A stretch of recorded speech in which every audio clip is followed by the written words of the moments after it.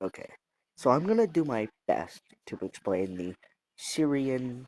I believe it's just called the Syrian uh, Civil War. I'm gonna do my best to explain that in like not so complicated terms to the best of my ability. Okay, so well, Syria has a major problem.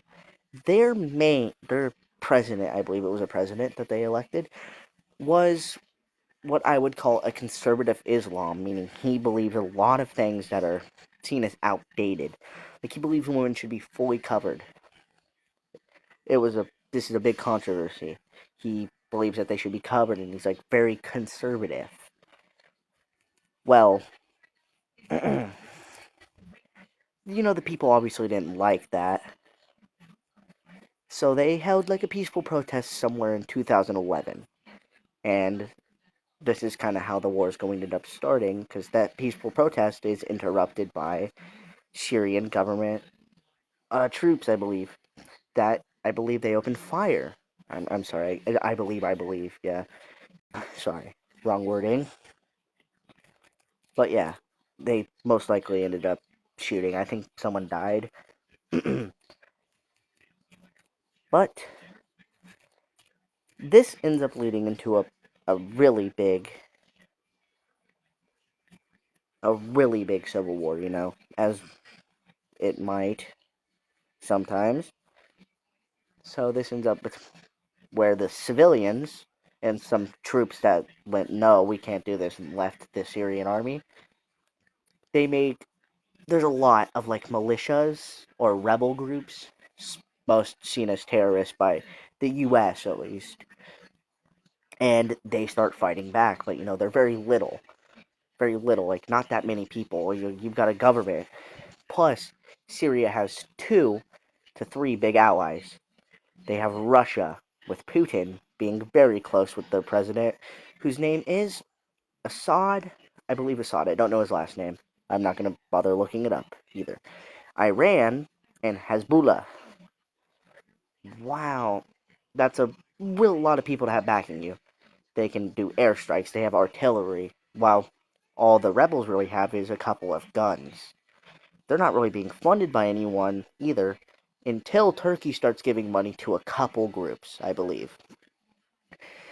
And, Turkey's like, here, we'll help you, because, it's right on the Turkey border. Oh, and if you don't know where Syria is, it's sandwiched in between Turkey, uh, Iraq, and a bunch of other countries, like kind of where Jordan and Israel is, right above them. And well, Turkey starts funding some rebel groups, and then these people called the Kurds, they start taking over a part of the area, part of an area right at the north of Syria. And what they're doing is they're pushing out ISIS, who had come in there. Well, they're pushing ISIS out, and they're able to contain them with the help of American aid, meaning just guns and a little bit of money, because America would not bother associating with something so controversial. At least not publicly, because I've heard that Obama signed a thing saying that American CIA agents would train Syrian rebels, but I don't exactly know how factual that is. I believe it's factual. Okay, so well, this war lasts a while. So many people are displaced they have to run. Most go up north towards Turkey, maybe even going into Turkey. Some go to Jordan, which Jordan begins funding the rebels along with the what are known as Gulf countries. I believe they run right underneath on the Gulf of the Red Sea. I think. Okay, so look, they start sending money. While money is flowing in from Iran and Russia into Assad until Iran has to pull out due to the fact that their economy's fucked. They are blackballed by like almost every other country on earth. And Russia just started the Ukraine war, so they've got to pull out. So yeah, this is around the Ukraine war starting, which leaves Assad with just really him and his soldiers, which isn't that much realistically. So the rebels are able to push Assad out, which leaves just like the country in the control of a little bit in the control of the Kurds, a little bit in the control of this rebel group, a little bit in this rebel group, which realistic, it sounds okay. Like you may think, oh, well, that's fine, but all of them have different religious and political ideals. The only reason why they were together is because they didn't agree with Assad. Okay, well, one group was prominent, and they were at one point associated with Al Qaeda, the people behind 9/11.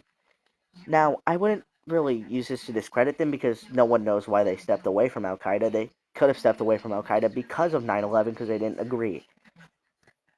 Plus, we couldn't really do anything about them because, well, they're controlling Syria now. Everyone seems happy, except for the fact that now we're hearing things about how they may have killed thousands of people that disagreed with them.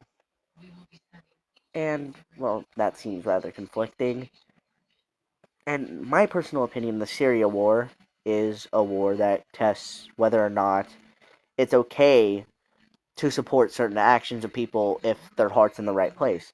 Like, the rebels surely were committing certain terroristic acts, but, like, a lot of people rooted for them. I mean, me personally, I kind of rooted for them. I mean, I don't exactly support terrorism, but I'm rooting for them because, like, hey, an oppressive government, I don't like an oppressive government. I'm sure no one does.